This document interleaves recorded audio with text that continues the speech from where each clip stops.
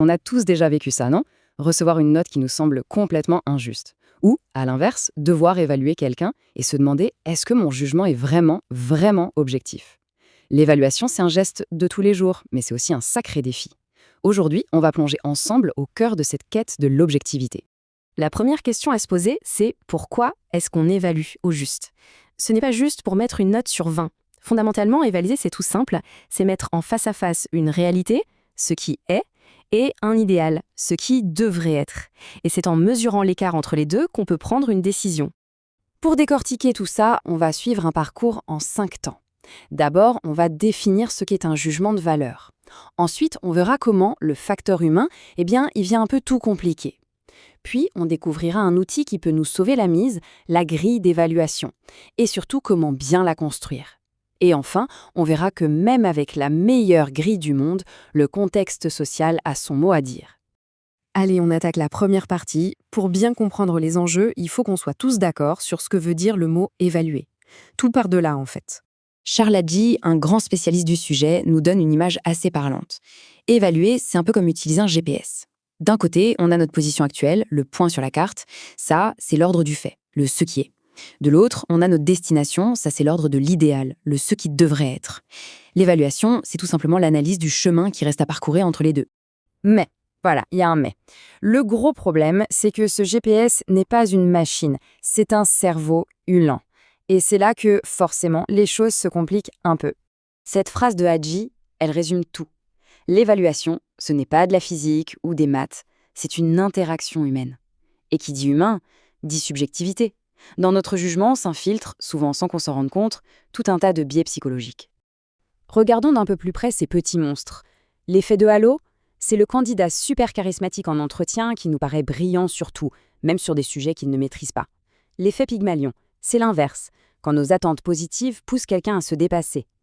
L'effet d'assimilation, c'est le plus pernicieux, c'est quand un stéréotype influence notre jugement. Et enfin, l'effet de contraste, celui-là il est classique, c'est quand on lit une copie moyenne juste après une copie catastrophique et qu'elle nous paraît soudainement géniale. Bref, ces biais sont partout. Bon, alors, comment on fait pour lutter contre notre propre cerveau? L'arme numéro 1 dans l'arsenal de l'évaluateur, c'est la grille d'évaluation. Mais est-ce que c'est vraiment l'arme absolue? Pour qu'une grille fonctionne, elle doit reposer sur 2 piliers solides. D'abord, les critères. Ça, c'est le quoi, ce qu'on attend. Par exemple, la créativité. C'est un peu abstrait. Et c'est là qu'interviennent les indicateurs. Eux, c'est le comment, le concret, l'observable.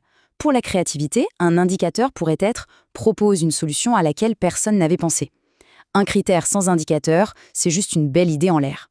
Et cette phrase, elle est parfaite. Sans indicateur, on évalue un peu au pif, c'est flou.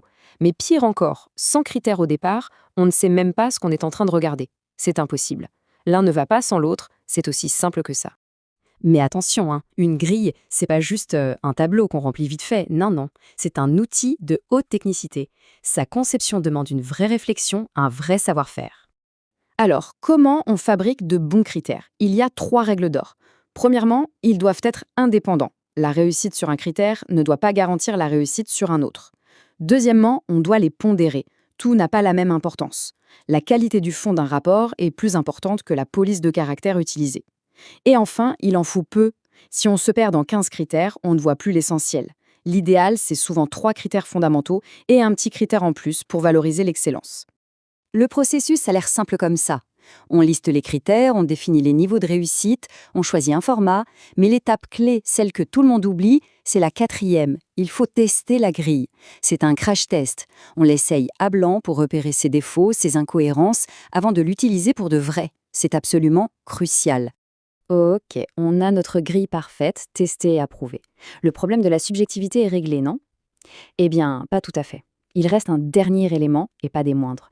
L'évaluation, ça ne se passe pas dans un laboratoire, ça se passe dans la vraie vie, avec de vrais gens. C'est là que le sociologue Pierre Merle entre en jeu.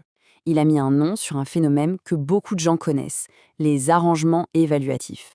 En gros, ça veut dire que la note finale n'est pas toujours le reflet pur et simple de la performance. C'est parfois le résultat d'une négociation sociale. Ça veut dire quoi concrètement?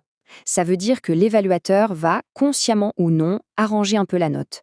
Pas en fonction de sa grille, mais pour répondre à des pressions sociales. La peur de démotiver quelqu'un, l'envie de ne pas avoir une moyenne de classe trop basse, la pression des parents ou de la hiérarchie. Merle en distingue 3 types. Il y a les arrangements internes, on ajuste pour garder une bonne ambiance. Les arrangements externes, on ajuste pour avoir l'air d'un bon prof ou d'un bon manager vis-à-vis des autres. Et enfin, les arrangements pour soi, on tord un peu les règles pour se donner plus de liberté. Alors au final, est-ce qu'une évaluation peut être 100% objective? La réponse est probablement pas. Entre nos biais cognitifs, la complexité de construire un bon outil et les pressions sociales, la part de subjectivité est inévitable. Mais le but du jeu, ce n'est peut-être pas d'atteindre ce mythe de l'objectivité parfaite. Le véritable enjeu, c'est d'être conscient de tout ça. Une évaluation juste, c'est d'abord et avant tout une évaluation réfléchie. Et ça, c'est déjà en pas de géant.